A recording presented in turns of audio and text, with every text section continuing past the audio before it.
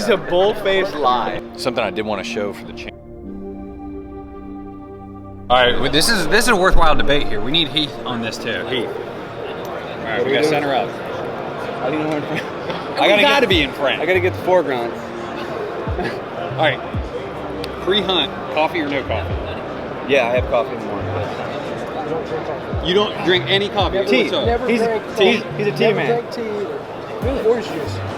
Before your morning hunt, you're an orange juice guy. Yep. Do you do any full kind of breakfast? Before my morning hunt, I drink water. Do you do any If I eat breakfast, orange juice. Okay. any caffeine at all? Just Pepsi. Okay.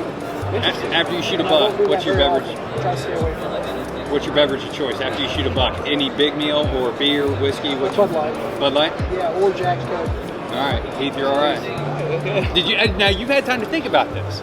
I don't do anything, man. I can't think of one thing that I do after I kill, like a ritualistic thing. I do 50 push-ups. No, I'm just kidding.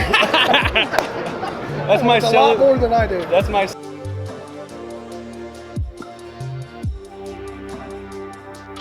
Spots to support those, and it also has ports for. Physically cannot be as still when you're standing as when you're sitting. I don't care who you are, if you're a military guy, like it's just it's just science. It's science. You have It's way all more to your weight. Science backed. You know, really. I mean, but when you're stable, your core, you don't sway up. Like your legs, there's so much movement here. And I'm telling you, I've been cracked more times at like this slightest bit of sway that we wouldn't. But in a calm timber, in a deer literally looking for something wrong, all of a sudden they catch that sway, you're screwed. Yeah. So when you're sitting, you can have your arms on your lap, your feet, and you can be. And your head and neck is the only thing moving versus a whole shoulder and chest you rotation. can be statue still, and that's what you need to do when close quarter whitetail hunting. Now, what about guys that like to stand and shoot? That's the thing. I would suggest you practice shoot sitting down. But I mean, with that being said, maybe you do this. So. Because I am a stander and shooter, and I'm like all summer, all I do is stand and shoot. And that's where it's tough, because I firmly believe, I take all that into account with the setups. Like, so when I set up, I'm always thinking, and sometimes I won't be able to get that seated shot, so I'll know I have to stand, but I'll take extra precautions. Like, if you get caught standing, you better be leaning against that tree. Yeah. So that's right there. So like there's an argument. Like, you're more stable sitting down. If you introduce a tree that you can lean your entire body to, that changes the whole thing. You're not now freestanding.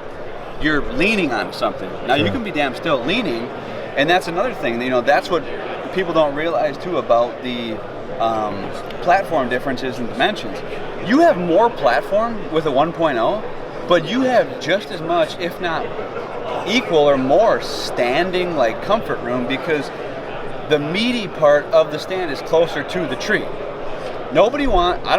I don't think anybody wants to do this, but like typically you don't see guys standing way out on the end of their platform and creating a gap between them and the tree. Like, I don't think you do. Like, you're a little bit more concealed by the tree, and you have more meat of the platform, like with the 0.5 closer to the tree.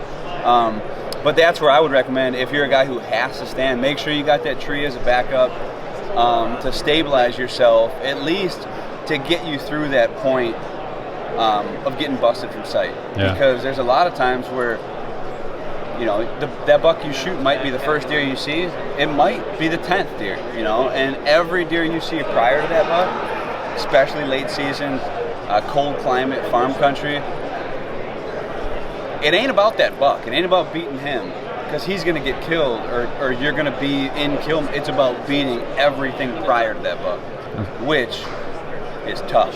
And that's where movement, you gotta have your shit together. Now, what about guys that are like to sit, but they stand up when they see that buck at say 50, 60 yards sometimes to get the shot off? You just gotta. That's you huge.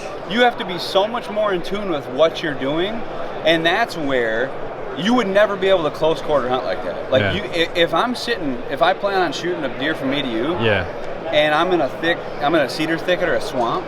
You physically, you can't do that. You cannot hunt like that. You have to be ready to kill. If it's just, what I'm saying? So like if I first see you and you're in within 15 yards, I mean, maybe there's some guys out there that could pull it off one time.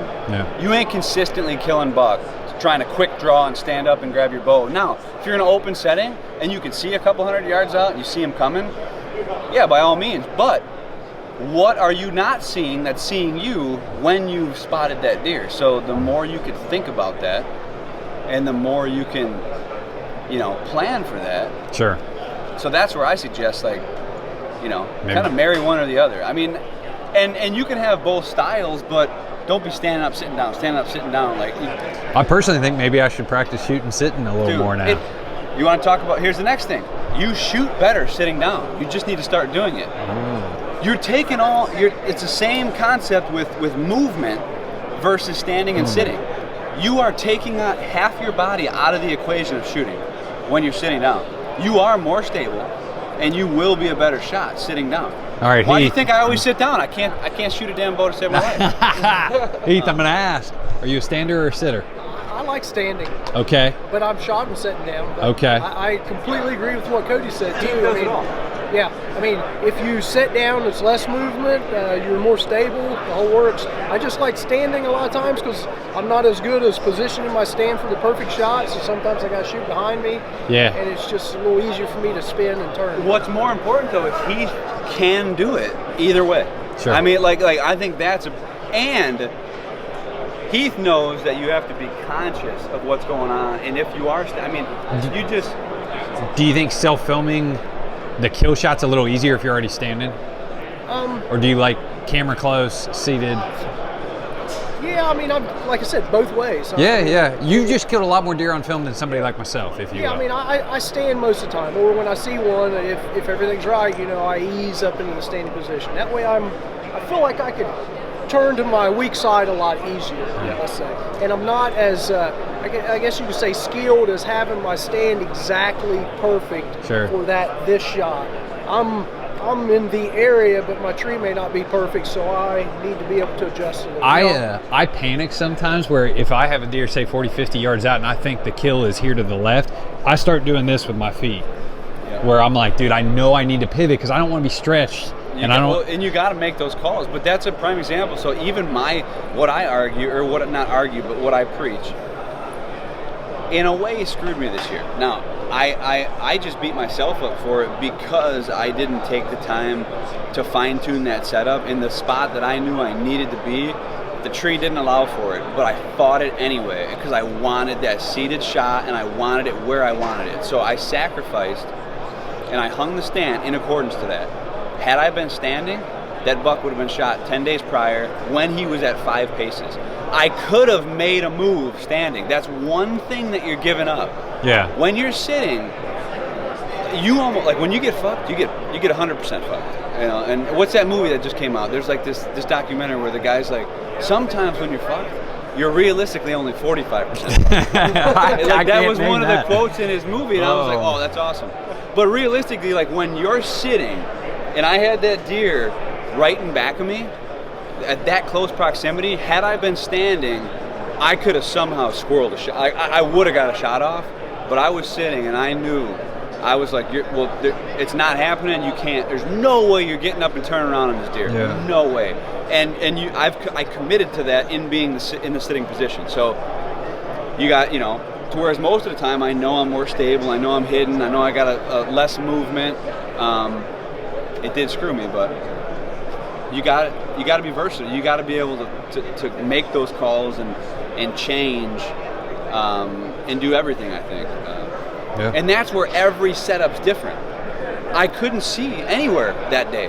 The only sight I had, the only shot I had was this one lane, and then it was so thick that like I'm thinking, okay, well there's nothing but if I was standing, I'd have been able to squeeze something through somewhere. I mean, when a deer's at 5 yards, the make it happen kind of thing. You'd almost, at